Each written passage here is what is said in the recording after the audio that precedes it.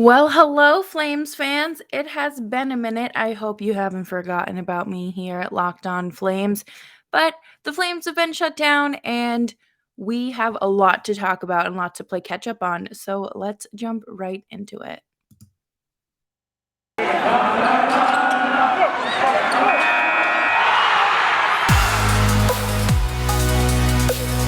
You're Locked On Flames, your daily podcast on the Calgary Flames. Part of the Locked On Podcast Network, your team every day.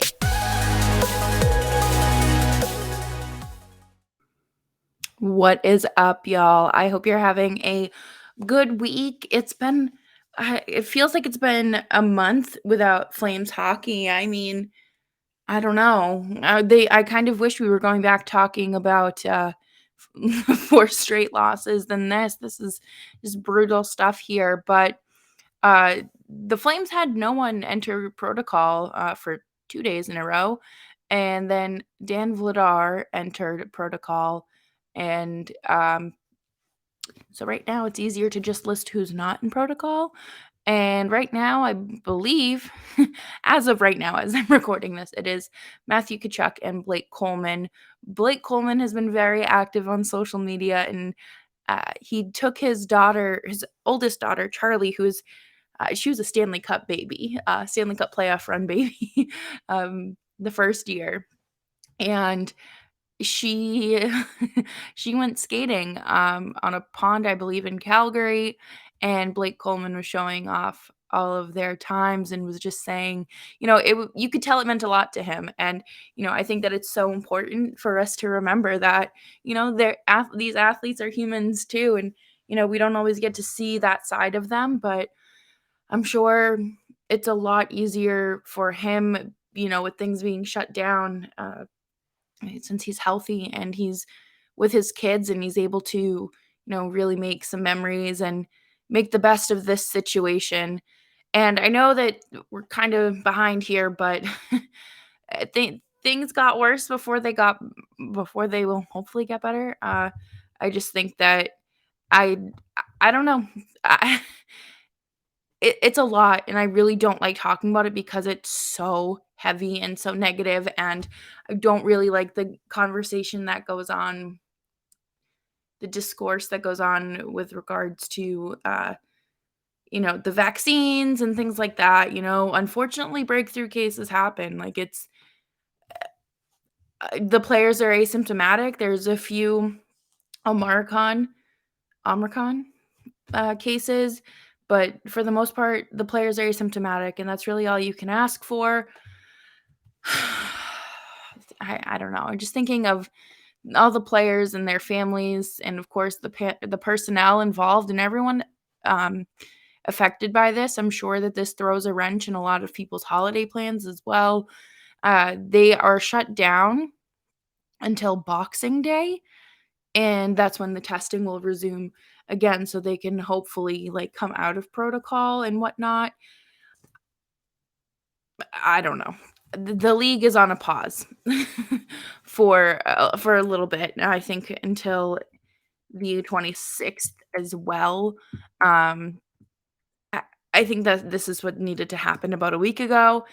There's over 100 players in protocol, and it's a lot. And I like I mentioned, I really don't like talking about it because of how heavy it is. It's just kind of brutal. And we're going to talk about some more positive, uplifting things this episode, and not really, actually. I am entirely lying to you because we are going to continue to talk about this because we need to talk about it. So more positive things, and I guess the final segment, because we're going to do a Stockton Heat check-in. But before we move ahead to that, let's talk about Boost Mobile. You listen to podcasts for the power of knowledge. You switch to Boost Mobile for the power of saving money.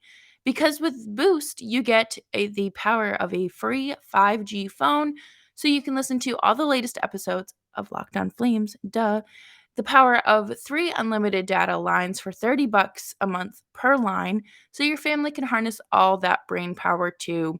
And the power of one of America's largest 5G networks, so you can get the speed of 5G. Switch to Boost Mobile and find out today. Get a free Samsung Galaxy A32 5G when you switch to one of America's largest 5G networks. More power to save? Boost Mobile. Disclaimer: free phone limited to new customers and one per line. Additional restrictions apply. Offers and coverage not available everywhere or for all phones and networks. See Boost Mobile for details. Well, you know, thanks for making Locked On Flames the first listen of your day. I just unbelievable stuff from the league, really, and we're going to talk more in depth about it on another episode. But I there's over 100 players in protocol as of right now. I believe it's up to over 130, and players are going to have to miss Christmas. Players are going to have to, like, the border crossing is a huge issue. So we'll have to see how that plays out when it comes to the things resuming. I'm not entirely sure how it works, but I think you have to be COVID free for like 2 weeks before you can travel across the border. I could be entirely wrong though, so don't quote me on that. And there's names like TJ Oshie who just entered protocol yesterday, and something that I didn't really like was his wife replied to a fan's comment saying, like, the fan had commented on, I think it was like the Russian Machine Will Never Break blog's Instagram account, and basically said like, "Oh, Oshi's sister-in-law is living with them, and she's pretty like anti-vax and uh, and like all this stuff." And then his wife commented and was like, "You don't really know the full details of everything you're talking about. It's our family." And then the sister-in-law commented. So Lauren's sister commented and said, uh, I've never gotten COVID, but he has. Basically saying that vaccinated people are the only ones getting COVID. So I don't know. Whatever. Like, I don't think it's necessary to take these things to social media like that. Speculating about family is just not really our place. And you just kind of hope everyone does what's best for the interest of public health at this point. That's all we can ask for. My favorite thing that happened like before this pause was players being pulled during a game or or like it being announced that they're entering protocol right after practice. So with Brad Marchand was like this. This is literally what happened. So the Bruins tweeted the practice lines for morning skate, and then the next tweet above that was Brad Marchand has entered COVID-19 protocol. He was on the ice practicing, and then COVID ravaged through the the Bruins, just like the rest of the league. But why are we playing when tests haven't come back? Like, it's if you're waiting for a test, like if whether it be inconclusive, whether it be um, you don't have an answer, I think the safest thing to do is to sit out and wait or skate on your own after practice. I don't know. Um, I don't know. I think that it was Vancouver. They pulled Tyler Myers in the middle of the game, and then the social media account, like, people were looking at the team's like social media game day stuff, and they were like, "Wait a second, he was just the picture of him was just posted walking next to another player, and he was maskless, and he's on the ice. Transmission rate speeds up on ice because the particles move faster in the cold." That's like one of the only things I remember from 7th grade science. And, well, ice rinks are cold. So I think that, like, there just needs to be stricter protocols in place, especially because American teams, I mean, even, like, the Toronto Raptors, they share their facilities with different players. Like, the Boston Pride, it was only a matter of time before they got COVID because they share Warrior Ice Arena, which is a practice facility for the Bruins, and their home arena um, for the Pride. They had a COVID issue, so they had to cancel their game against the Metropolitan Riveters. And, it makes sense with a lot of the US teams who share locker rooms with basketball teams because, like, there's like I don't want to say contamination because, like, it just sounds dirty, but like, there's like that cross contamination happening, and it's just unbelievable that people are like, We just have to live with this." Yes, of course, this is something that is going to become, I don't wanna say like the flu because we're still seeing, like, horrific death rates and overwhelming of hospitals, but something that is just going that we're just gonna have to become, like, more, um, not comfortable, but, it's going to become part of, like, we're gonna have a COVID season the same way that we have a flu season, the same way we have an allergy season, but it's not going to get to, like, a plateau until, there's things out there that are going to help people stay asymptomatic or for the most part asymptomatic, which there is. And last time I made a comment about this, someone came into YouTube and basically just the YouTube comments and just had a field day, and I'm just not in the mood for that. So, put the pieces together however you will, but it's very unfortunate that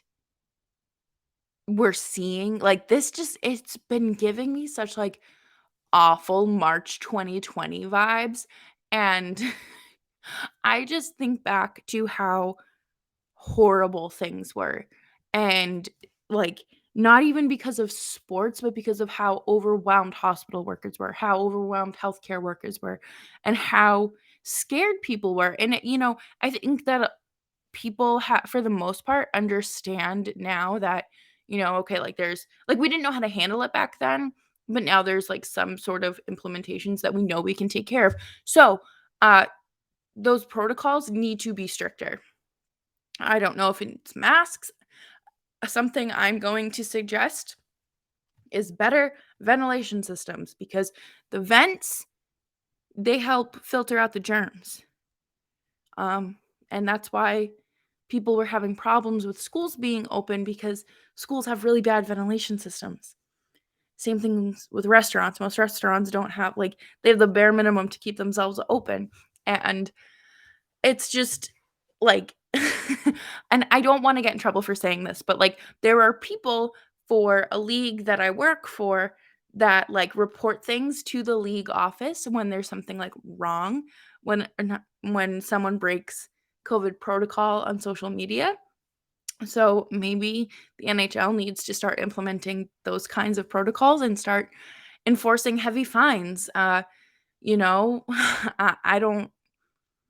know. I don't know what the protocols can be rewritten as and whatnot, but I hope that everyone really just feels better. That's I don't know. I just want people to stay healthy and feel better because at the end of the day, like it's more than a pause in the NHL season. It's more than not going to the Olympics. It's more than having to reschedule a trip to your favorite city to watch your hometown team play your second favorite team. Like these are people's lives and we don't know if they'll develop long COVID or what. So we're just going to keep hoping and keeping our fingers crossed. But it's very heavy and I think that a lot of people are just burnt out from talking about it and seeing it everywhere, and it's unfortunate that this is reality. Um, you know, hopefully once we're able to get these guys out of protocol, we can start shifting back to a normal season. But I think the only way the playoffs happen successfully is if we see hub cities again, if we see bubbles again, because, you look at the WNBA, they made it through the season and the playoffs with only one positive case. One, and they had a bubble. I believe they had a bubble. I don't remember. They might have had the bubble, but I know when they had the bubble down in Florida, they didn't have any cases. So we got to start thinking about that. And I don't know. I'm just, again, very, it's hard to be optimistic about this right now because, again, March 2020 vibes. But, coming up next to close out the show, we're going to talk about the Stockton Heat because we need we need to talk about something a little positive, and the Stockton Heat are just that. But before we do that, let's talk about BetOnline AG. BetOnline AG has you covered this holiday season with more props, odds, and lines than ever before as football continues its march through the college bowl season and the pro football playoffs. BetOnline remains your number one spot for all sports action this season. Head to the website or use your mobile device to sign up today and receive your 50% welcome bonus on your first deposit. All you have to do is use our promo code LOCKEDON to receive that bonus from basketball, football, NHL, boxing, and UFC, right down to your favorite Vegas casino games. Don't wait to take advantage of the amazing offers available for the 2021 season. BetOnline is the fastest and easiest way to bet all your favorite sports. So don't wait to take advantage of the new amazing offers available for you when you use promo code Locked On to receive that 50% welcome bonus. Bet online, where the games begin. Like I mentioned earlier in the show, the Flames obviously are on a pause, and I'm not entirely sure that I know what to talk about with them being on that pause. So, I miss talking about them losing 4 in a row. I really do. I miss overanalyzing every turnover, every shift by Sean Monahan. So I figured that we could take a peek at Stockton and the little baby Flames and take a look at them real quick. Dustin Wolf has not lost in regulation at all this season. At all. Okay? He's doing fantastic. He made the jump from the WHL to the AHL and I don't think he'll see time in the NHL this year. If everyone stays, comes back healthy and strong, but I think that I think that he's doing great. But the Heat ended up sweeping Colorado, and they improved to 6-0-0 at home in the month of December. Jacob Pelletier had a game-winning goal, and no, I lied. I'm sorry. I'm just like rereading these notes. And but he's the first rookie in team history to net the teddy bear marker.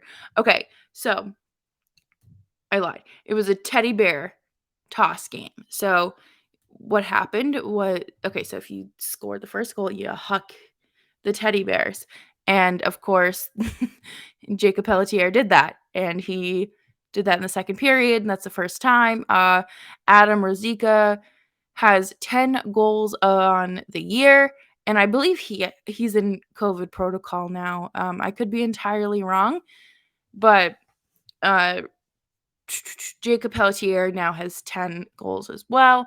The 4-goal game happened all in the second period. So what's different from this team is the fact that they are a second period team, unlike